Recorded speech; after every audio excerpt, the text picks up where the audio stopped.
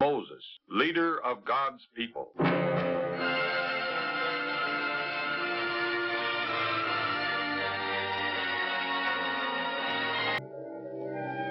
For 400 years, the Israelites had lived as slaves in the land of Egypt. But under the leadership of Moses, God had brought them safely out of this country, through the Red Sea, and into the wilderness of sin. Once in the wilderness, there were many troubles. The desert heat, the weariness, the complaints. For there was no food in the desert, and the people were hungry. But Moses knew that God would supply their needs even in the wilderness. And God did. Every day he sent manna for the Israelites to eat. It covered the ground every morning like white frost. One evening he also sent quails, so the people had both meat and bread to eat on their journey. But before long the people had a new complaint, and they turned against Moses in anger. Why did you bring us out of Egypt? To kill us and our children and our cattle with thirst? Give us water. We need water. Do you want us all to die of thirst?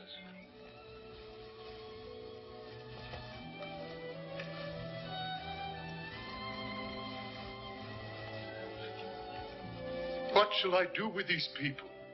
They are about to stone me.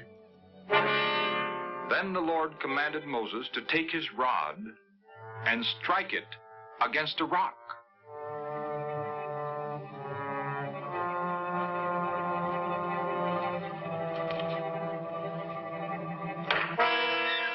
At once, water gushed out of the rock, and the people drank and were satisfied.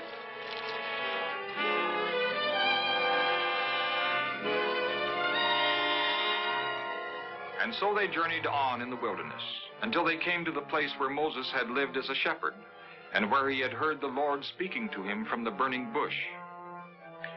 There, Jethro, the father-in-law of Moses, came out to meet him, and Moses welcomed Jethro with joy. The next day, Jethro watched while Moses sat to judge the people from morning till evening, settling every kind of quarrel and complaint. And Jethro told Moses that he was making a mistake. This is too much for you and also the people. Why don't you choose able men and make them judges over the people? Let them help you. And so Moses decided to do as his father-in-law had suggested, setting judges over the people. But judges were not enough. The Israelites needed laws to guide and govern them, and above all, pure and dedicated hearts. So when the Israelites reached Mount Sinai and camped at the foot of the mount, Moses brought the people out of the camp to meet God. And Mount Sinai was wrapped in smoke because the Lord descended upon it.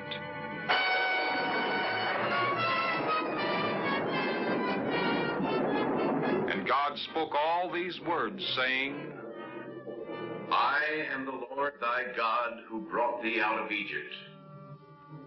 Thou shalt have no other gods before me. Thou shalt not make unto thee any graven image. Thou shalt not take the name of the Lord thy God in vain. Remember the Sabbath to keep it holy.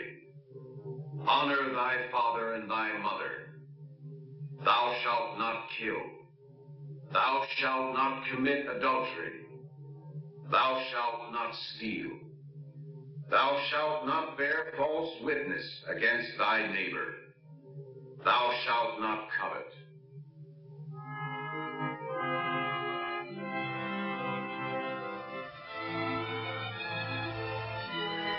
Then Moses wrote down all that the Lord had said and read the words of the covenant to the people. And he took half of the blood of the sacrifices and poured it against the altar, and the other half he sprinkled on the people and said, This is the blood of the covenant, which the Lord had made on the basis of all he has said. After that, God called Moses up unto Mount Sinai to give him the laws according to which God's people were to live. 40 days and 40 nights Moses stayed on the mount.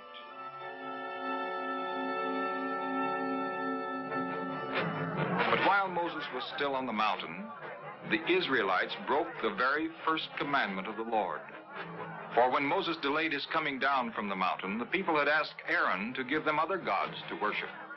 And Aaron had made them a calf of gold, which the people worshipped with sacrifices and dancing.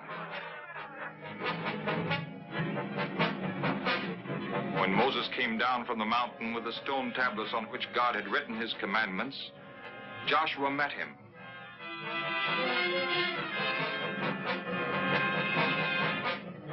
As they came near the camp, they heard the noise of the merrymaking.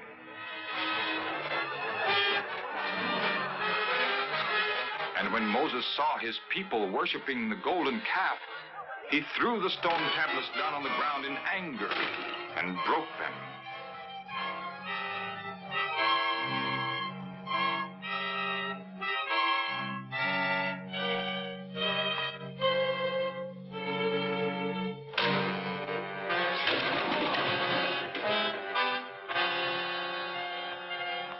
What have these people done to you that you should bring such a great sin upon them? Don't be angry, Moses. You know yourself how bad these people are.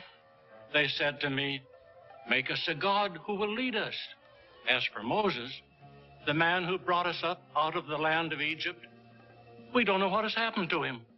So I said to them, "Let anyone who has gold jewelry take it off." And they gave it to me. I threw it into the fire, and out of it came this calf. Who is on the Lord's side? Let him come over to me. Then the whole tribe of Levi came over to Moses. And Moses told them to slay all the Israelites who had worshipped the golden calf. And so 3,000 people died as a punishment for their idolatry. The next day, Moses said to the people, "I will go up again to the Lord. Perhaps he will forgive your sin." So Moses returned to the top of the mountain.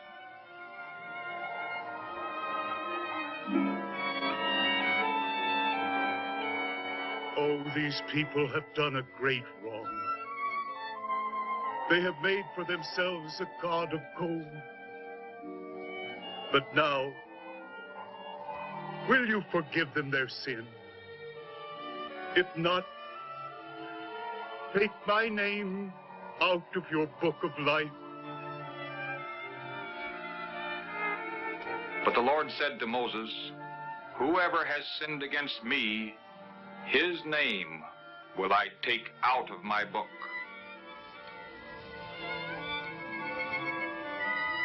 And afterwards the Lord told Moses to cut 2 tablets of stone like the first ones.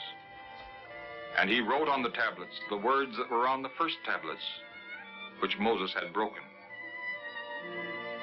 And when Aaron and all the people saw Moses, the skin of his face was shining brightly, and they were afraid to come near him.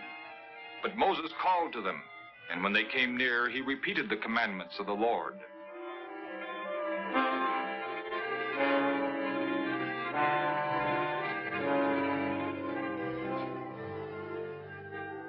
Thou shalt have no other gods before me. Thou shalt not make unto thee any graven images. Thou shalt not take the name of the Lord thy God in vain. So Moses told the people all that the Lord had commanded him on the mount, including instructions to build a tabernacle as a place of worship for his people.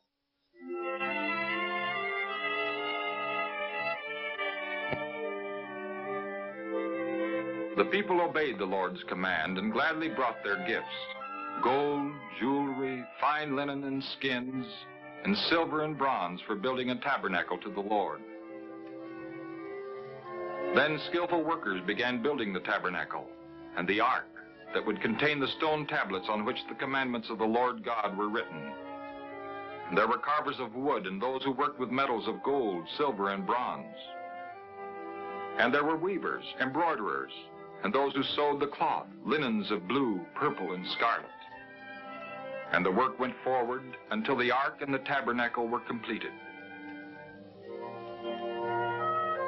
Then Moses and the children of Israel continued on their journey, carrying with them the Ark of the Covenant, and confident that the Lord God was with them.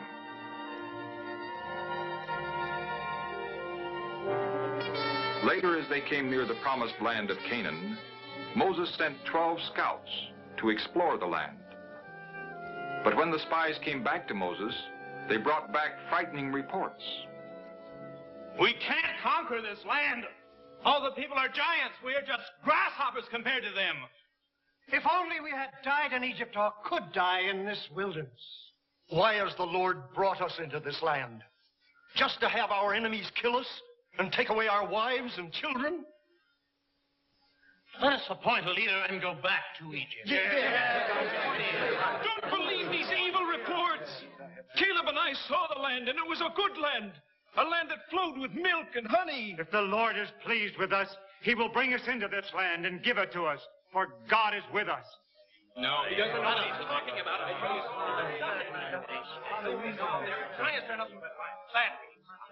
And because the Israelites did not believe in God's promise, the Lord spoke to Moses, saying, Because all those men have seen my glory and my miracles, which I did in Egypt and in the wilderness, and have not trusted me now these 10 times, they shall not see the land which I promised to their fathers.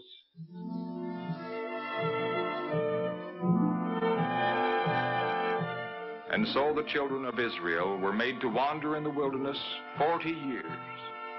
On and on they wandered, and the way was long, and again they complained. So one day God sent poisonous snakes to punish the Israelites.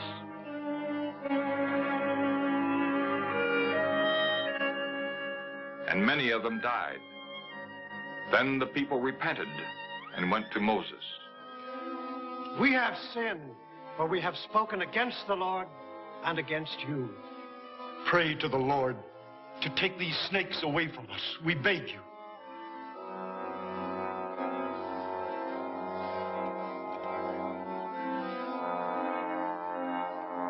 Again Moses prayed for the people, asking God to forgive them. Then the Lord spoke to Moses. Make a snake of copper and set it on a pole. When anyone who is bitten looks on it, he will live.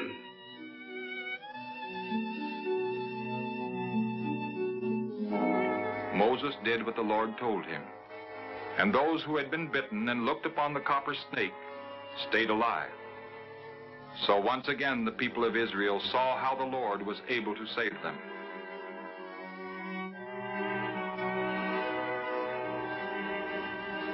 But the wandering in the wilderness continued until 40 years had passed, and those who had not trusted in the Lord had died.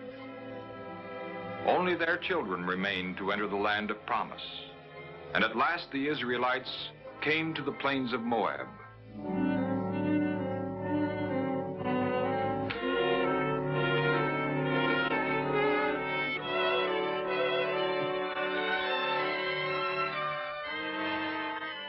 You have seen all that the Lord did for you during the 40 years in the wilderness. Therefore, keep the commandments and do them. And the Lord your God will raise up a prophet for you, who will be one of you, an Israelite like myself.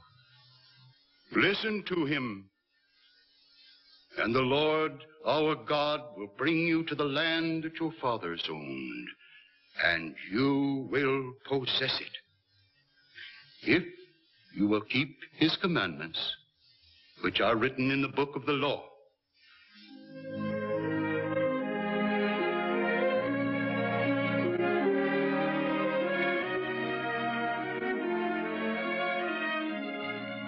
Then Moses left the people, and he climbed the mountain of Nebo to the peak that overlooked the promised land.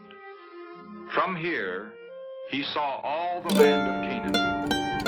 And the Lord said to him, This is the land which I promised to Abraham, to Isaac, and to Jacob, saying, I will give it to your descendants. I have let you see it, but you shall not go over there. So Moses, the servant of the Lord, died in the land of Moab, as God had said. And the people mourned over Moses' death for 30 days.